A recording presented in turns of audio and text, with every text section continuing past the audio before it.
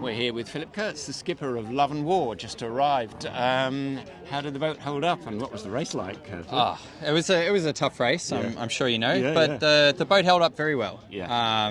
No real issues to speak of. Of course, there's always a couple of minor little things on any boat, but no major issues. Nothing that slowed us down. Great. The boat really took care of us, and we did our best to take care of her. Yeah, and she prefers it uphill, doesn't she? Really, but it must be nice to have such a rugged boat when you're in those sort of conditions. Yeah.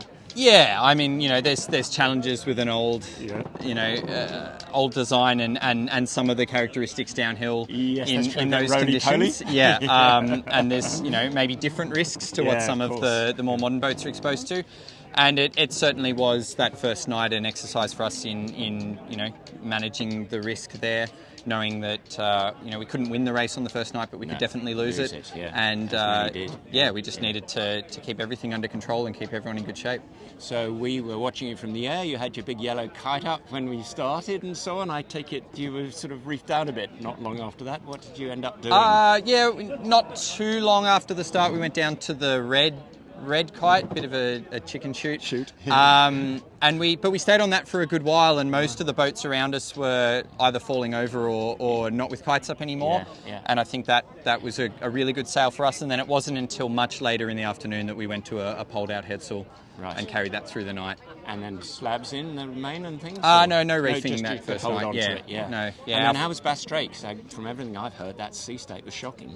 Yeah, I mean, for us and on this boat, I think we preferred it. And it was not comfortable, but for us safe, and we the boat's done it many times before, and so is the crew. So we knew we could handle that part, and it suited us a bit better and climbed up the ranks a little bit. So I'm sure you've spoken to your father, and I take it he's pretty happy you're here and in good shape. Yeah, he'll be very relieved to see the boat again in one piece. I think he's it's only 2 races now, the Cabbage Tree race and this one, that he's let go, and I think it's a nervous moment for him. So he'll be very happy to see us and the boat all back here in one piece. It's a bit of a mixed blessing to be asked to do the starter's gun and then actually miss the race. Yeah, absolutely. Yeah. So you've got a pretty amazing crew on board. The likes you stepped in for Paddy Broughton, stepped in for Lindsay.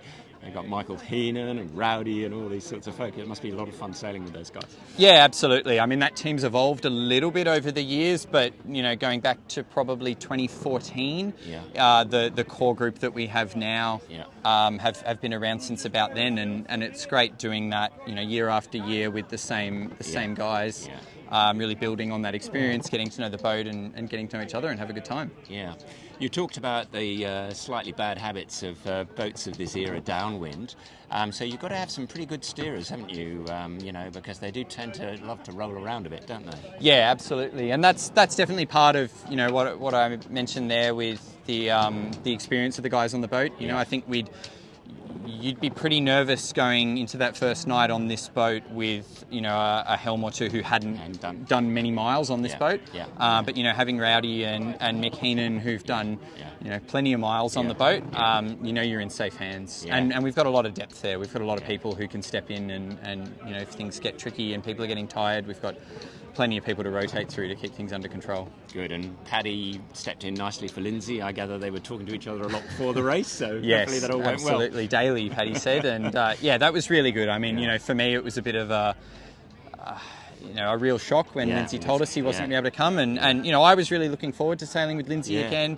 I did my first Hobart with him, and I've done a few with him on Love and War, and it was a real downer to hear that he wasn't going to be able to make it, and then kind of a real silver lining when we found out Paddy was available and we'd have him. So fantastic. Well done. That's great to see the old girl back here again. She's just the most magnificent boat.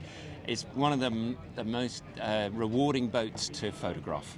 She looks stunning, especially upwind, just an absolute powerhouse. So congratulations to you and all of the team, and enjoy your time in Hobart. Thank you very much.